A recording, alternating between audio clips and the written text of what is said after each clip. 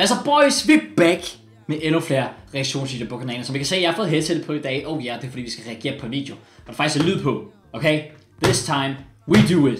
Hvorfor så snakker jeg engelsk der? Det giver ikke rigtig nogen mening. Anyways, vi skal i dag reagere på en video af Goal 90, som har lavet en video, der hedder 10 transfer, der basically ødelagde en fodboldspillers karriere. Så ja, shout out til ham, eller shout out til dem, eller hvad man det er. I hvert fald, som altid, link til videoen nede i beskrivelsen, og lad os bare komme i gang. There are certain transfers that looked really good on paper before they happened, but once they did, they quickly turned out to be a Bermuda Triangle for the career of the player in question. They make the move to those clubs and their entire careers are swallowed up. Here are 10 transfers that destroyed the careers of footballers. Number 1. Coutinho to Barcelona. Fair play. Coutinho was that guy at Liverpool. Oh, yeah. He was running things with the number 10 at his back. He was a magician with the ball at his feet. He was just simply phenomenal. But the Brazilian wanted more out of his career. Liverpool had started playing better under Klopp, but they were still not winning things. So he wanted out.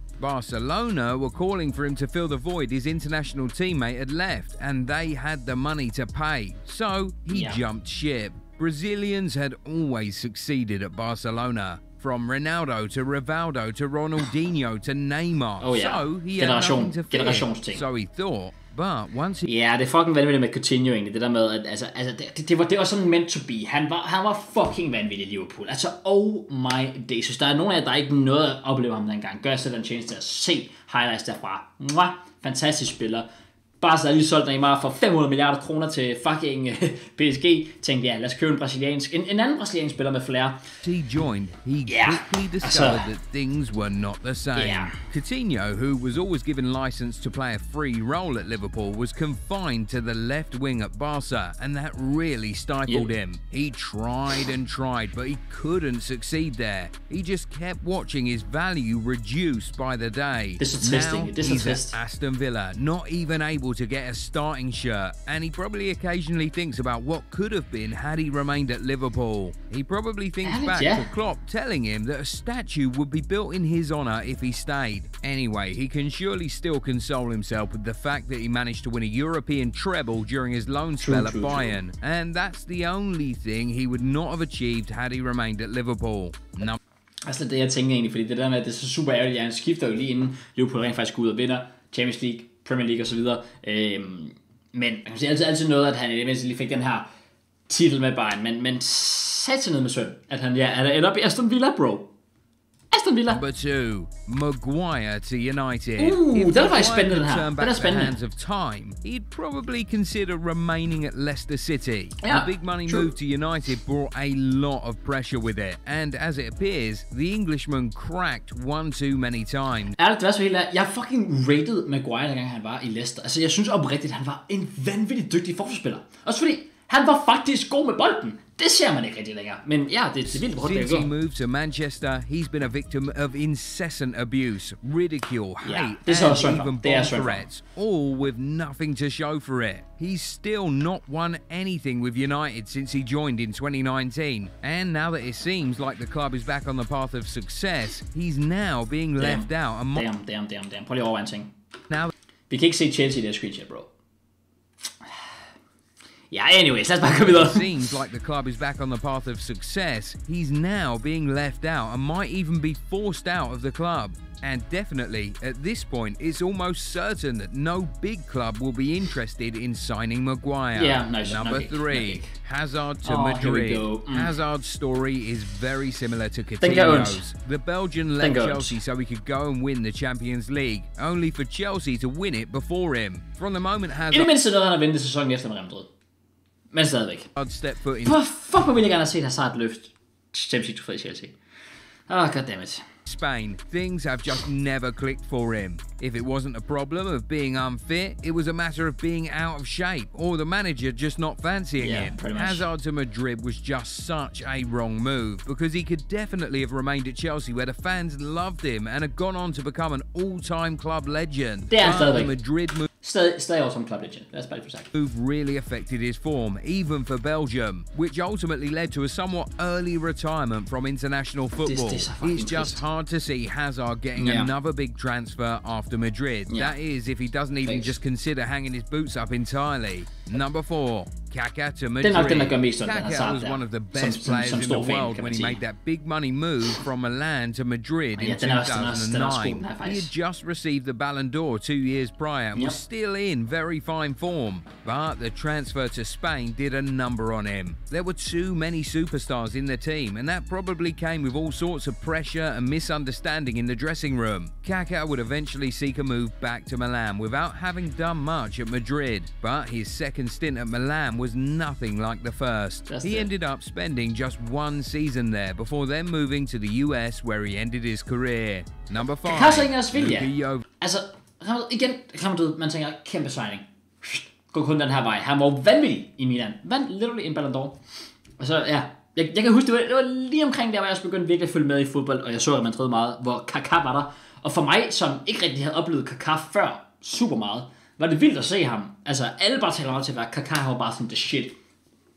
Vanvittig spiller. Og så ser man ham i Real Madrid, når man, altså igen, som jeg var på det tidspunkt, sådan rimelig ny til fodbold, og tænker sådan lidt, er det ham her, I snakker om, der skulle være virkelig god? Okay, åbenbart. Men ja, så ser man rent faktisk hans highlights for Milan, og boy, what a player. Jovic was one of the finest young strikers in the land when he popped out at Eintracht Frankfurt on loan from Benfica. It was so good that Madrid immediately came for him. They signed the Serbian international in 2019, and the hope was that he was going to go on to do wonders as a backup striker, but that was far from the case. Jovic hardly played for Madrid, and his injuries that season didn't help his case at all. Madrid had signed him on a 6-year deal, but after just 1 year and a half, they loaned him back to Eintracht. And that was it. The youngster with huge potential had just seen his career reset in just a flash. He was signed by Fiorentina last summer, and it's unlikely that the 25-year-old will be able to get back to the point where he's linked with a club as big as Madrid again. Number 6, Pjanic to Barcelona. To today, nobody truly understands what went on with that Pjanic-Arthur swap deal between Barcelona and Juventus. All we know is that it wasn't good for Pjanic at all. The Bosnian was bawling his heart out in Turin, only for him to move to Catalonia and begin to struggle for minutes. This wasn't even prime Barca, but somehow Pjanic couldn't get into the midfield. Ultimately, he had to be loaned out to Besiktas, moving to Sharjah in the UAE on a permanent basis last summer. It's crazy what that transfer did to Pjanic's career. But doesn't this remind you of one other transfer? Number 7, Turan to Barcelona. Wow, var der ikke mange Barca-spillere her på. Det er faktisk overraskende. Jeg tror bare, at den her video beviser, at Barca, de skal bare dyrke deres egne talenter. Det der med, og så du har Ibrahimovic for eksempel, altså så har du noget Turan, Pjanic og så videre, vi så Coutinho tidligere. Barca skal bare spawne en ny, sindssyg midtbanespiller, som Pedri og Gavi sådan hvert 5 år. Så altså, de har ikke brug for mere, tydeligvis. Arda Turan was such a baller for Atletico Madrid. He helped them win the league, win the Europa League, and get to the final of the Champions League. The lad was so good that Barcelona just knew they had to buy him, and they did in 2015. But it was the worst decision ever. The Turkish midfielder moved to Barcelona and just lost his relevance. He was barely playing and eventually had to go out on loan to Istanbul Başakşehir in 2018 before finally going full circle, going to end his career at Galatasaray where he started it. Number 8, Alexis Sanchez to United. Sanchez was a high flyer at Arsenal. He was their best player for some time. No wonder he was widely sought after that period. But when stadig en ikonisk announcement video. He chose red, and that turned out to be the wrong choice. He was way off the mark for Manchester United, and that led to him being loaned out to Inter Milan after just 1 year. Inter would go on to make the deal permanent, but Sanchez was still not able to replicate his former Arsenal. Last summer, his contract with the Italian Giants was terminated, and he joined Marseille. Number 9, Torres to Chelsea. This was Torres before he joined Chelsea. Euro winner and man of the match in the final, World Cup winner, Ballon d'Or 3rd place, Liverpool player of the season, 3-time 5th Pro World 11, and on Okay, we get it. We get it. Han var god. For fuck's sake. De prøver virkelig sådan rub it in. After he joined Chelsea, Torres looked like a completely different person. He was so far from that striker he was at Liverpool, and it's hard to explain how exactly that happened. The only highlight he had at Chelsea was that goal against Barcelona in the Champions League. Oh, what a fucking goal, though. Oh, what a fucking goal. Også et mål i Europa League-finalen, bro. Come on. Respect, put in a respect points now. Apart from that, he had an absolutely disastrous time in London, one he never truly recovered from. Number 10, Drinkwater to Chelsea. Drinkwater was having a pretty decent career at Leicester City. He was part of the squad that went on that unbelievable Premier League run in 2016, and what made the story even sweeter for him was that he came up from the Championship with them.